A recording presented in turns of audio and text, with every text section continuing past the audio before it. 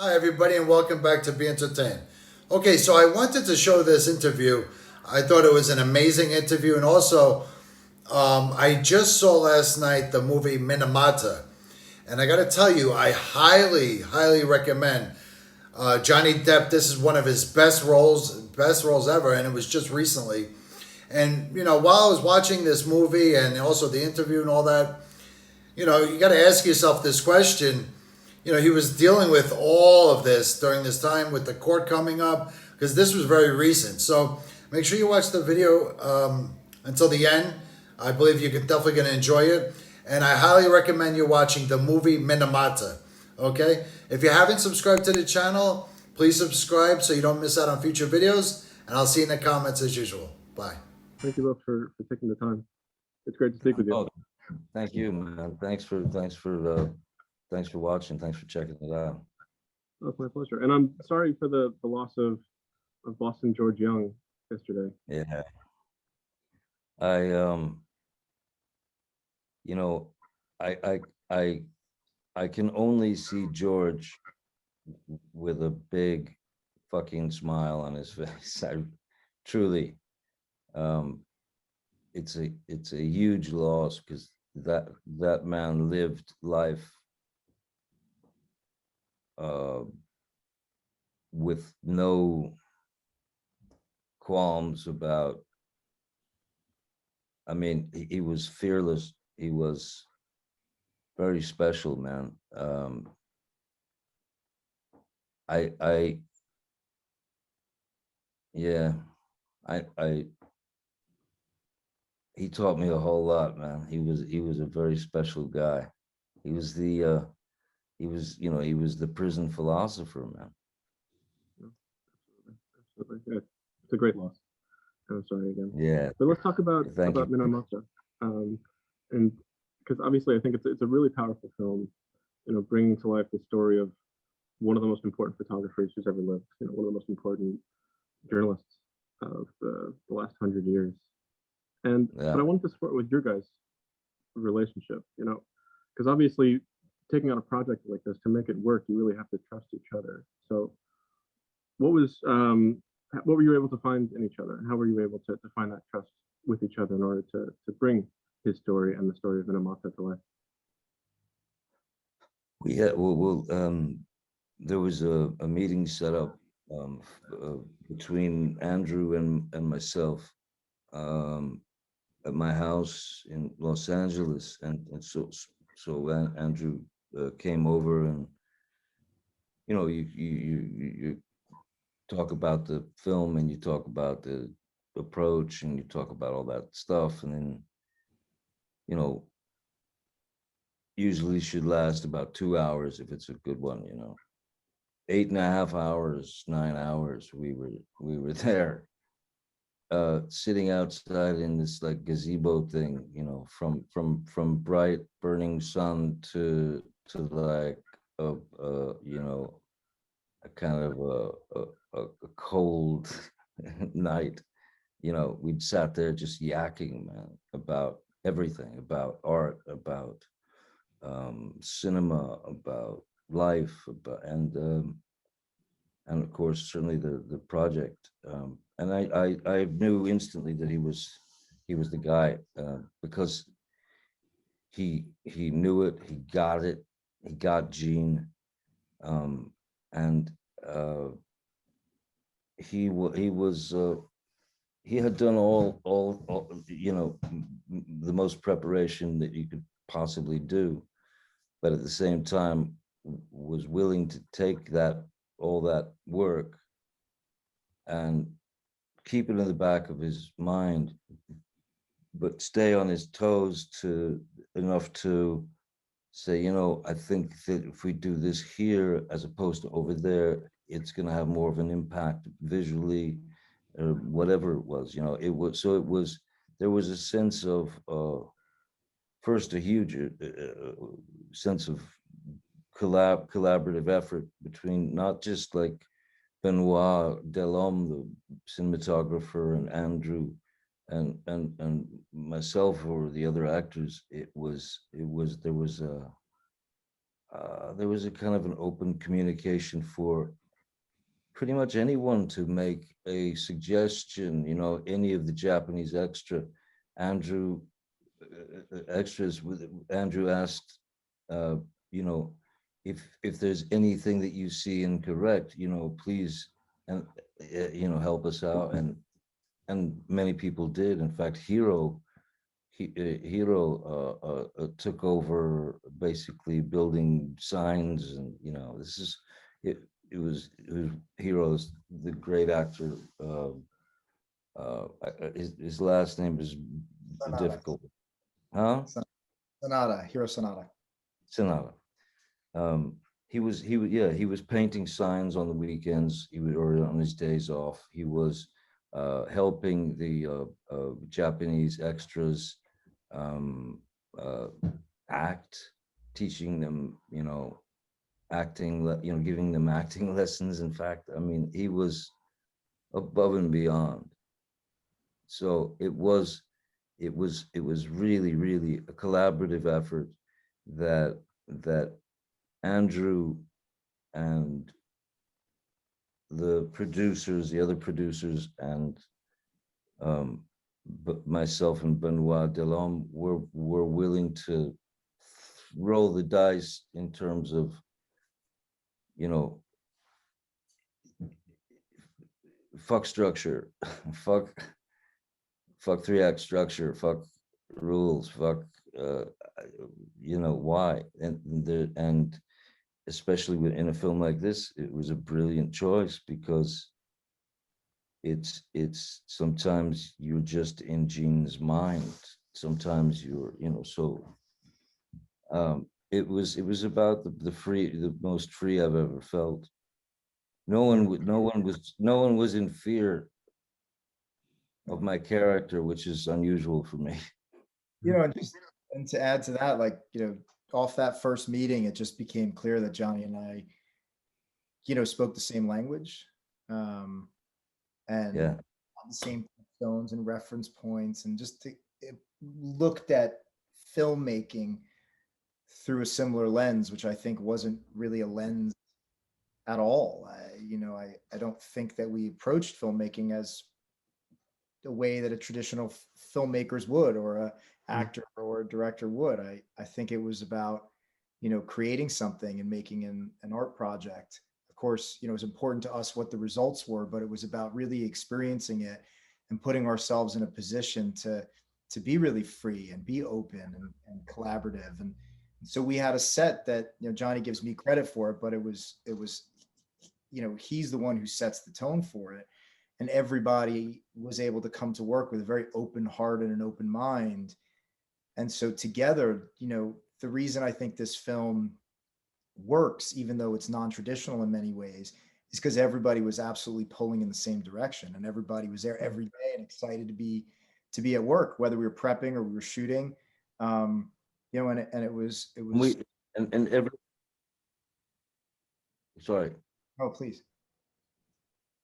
go ahead. I was going to say that everyone was well aware that there was this collective kind of fact, this collective conscious sort of everyone was working everyone stayed in their lane, essentially.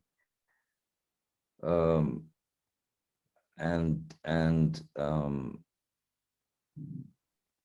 worked like, I mean, all sort of levels of the crew, from the craft service people to the upper echelon. We were all working with the same intent, with the same intentions, and with the same goal. And there were plenty of times when suggestions were made by, like, a little kid. A little kid would want to play with some ball in the scene or something, and man, yeah, sure. It was you never really quite knew what you were going to get. you know, but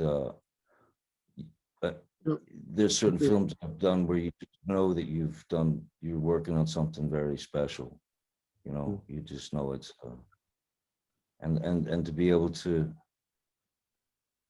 uh, well, you know, how do you say you're so sorry, you're sorry to an entire fishing village, you know, who were devastated by mercury poisoning, and how do you tell their story, you know? That was a big piece of it was a big thing to, but you know, take a bite of, and Andrew never choked once, man. Mm. It was it was it just felt very organic, the whole thing, you know. And And telling Eileen Gene's, was, sorry, in telling Jane's story, though, I mean, obviously, you know, there's a through line in your characters that these are, you know, remarkable men who are, you know, broken and misunderstood. What did Gene provide you that other characters hadn't? You know, when he's at a certain point in his life, you know, going through the hardest point in his life, but also the most remarkable and the most powerful work of his career. I mean, what was that like in order to get yourself into as an actor? it's an area that I've explored myself. Mm. You know, in terms of state of mind, and yeah, when you suddenly feel like you're in the middle of the Colosseum in Rome, and uh, every and the joint's packed, and everyone's just staring at you, waiting for you to meet the lion.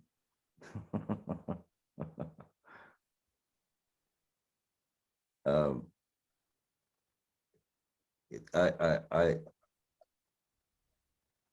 I, I mean,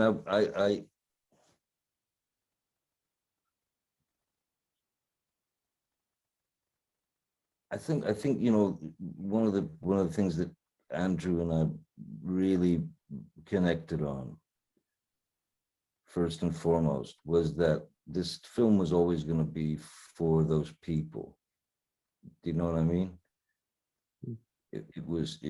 And also, obviously, there's an enormous responsibility to Gene Smith. There's an enormous responsibility to Eileen. There's huge, monumentally, like, you know, surreal salute to these people who experience this horror, you know. Um, so to be able to be lucky enough to just stumble into a character like a Gene Smith, who, to me, like I said, I have felt where Gene's at in the beginning of that of in the beginning of Minamata, and it's a lonely place, but it's a good place, because he needed a fire under his ass. Um, Otherwise, he knew that he was just going to be some miserable bastard that his friends wouldn't talk to anymore. I mean, you know, he was going to make people miserable, you know, and so it gave him um, a, I hate to put it in these terms because it sounds like some award thing, but it gave him another shot at his crown. Mm. And It's I think at that age, when he was separated from his whole world, essentially, it, it meant a lot to him. He needed it, you know. What were you also, gonna say, my brother? sorry, dude. There's just a little delay on the thing. It's also worth noting that you know, Johnny and Gene share something that's very special, which is an outlook on the world. And you know, I'm speaking for Johnny. He's gonna hate me for it, but it's, you know, they share an incredibly We're both miserable bastards. it's not true. It's not true. They both share this ability to see the very best in the people around them, and to see the very best, and want to be part of the solution, and to see love, and to see joy, and to see goodness in people and in the world, in the most fucked up places. And it's such a special quality, and it's so unique. And it, you know, and Johnny's the only actor that, in my opinion, could have played this role right, because it's so unique. In any moment, Gene Smith, seeing the worst of the world, he'd still have hope and love, and it would project out in his images. And Johnny's the same way, you know. And so in these scenes and in these moments, no matter how much he wants to hide it, it's there.